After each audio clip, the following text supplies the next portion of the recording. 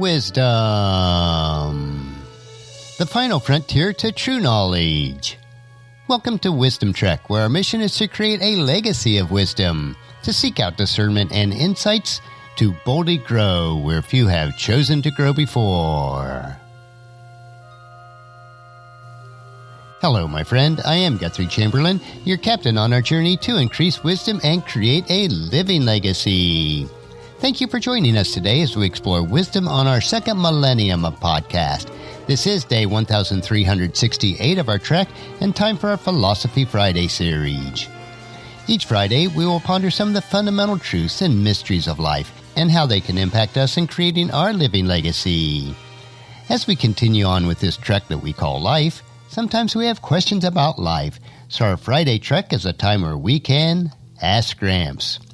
Gramps will answer the questions that you would like to ask your dad or granddad, but for whatever reason, this is not possible. No matter how old we are, I know that all of us would like the opportunity to ask Dad or Gramps questions about life in many areas. We may mix it up a bit on our Friday episodes, but we'll strive to keep them down to earth and enjoyable.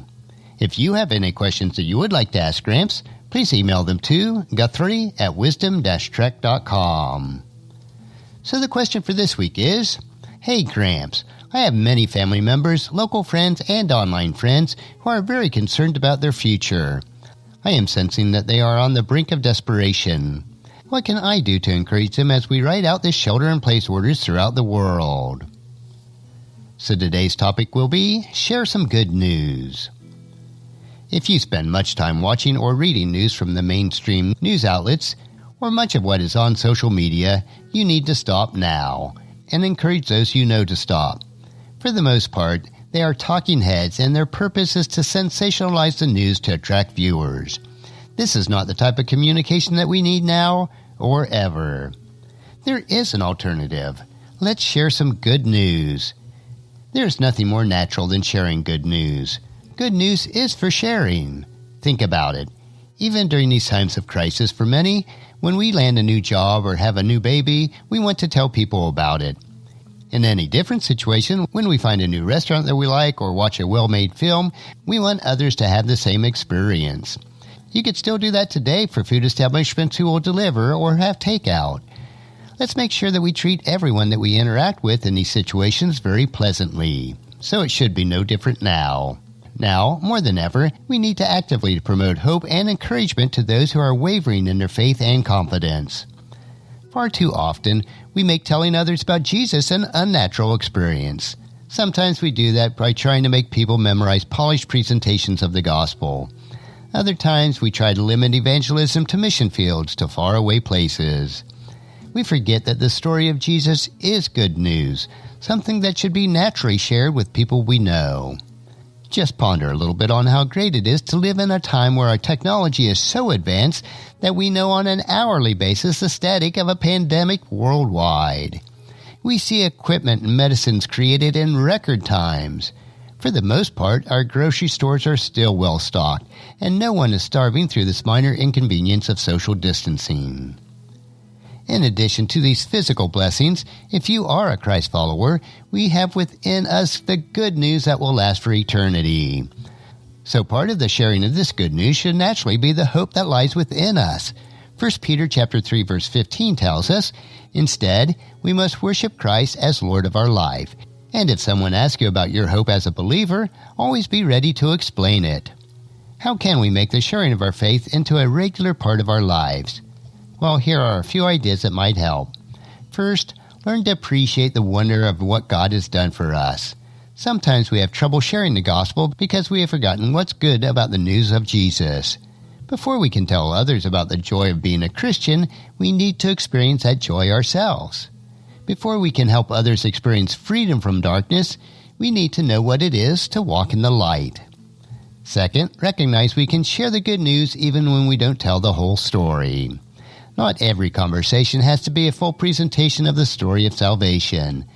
When Jesus healed the man who was possessed by a legion of demons, he told the man in Mark chapter 5:19, but Jesus said, "No, go home to your family and tell them everything the Lord has done for you and how merciful he has been."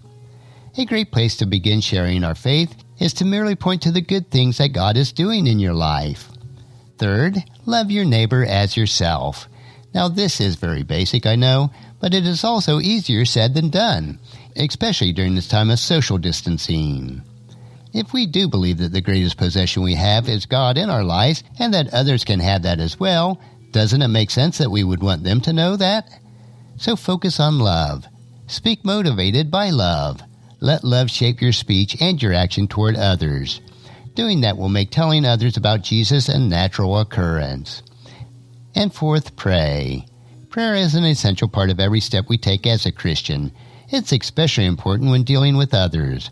Paul wrote in 1 Corinthians chapter 3, verse 6, I planted the seeds in your heart, and Apollos watered it, but it was God who made it grow.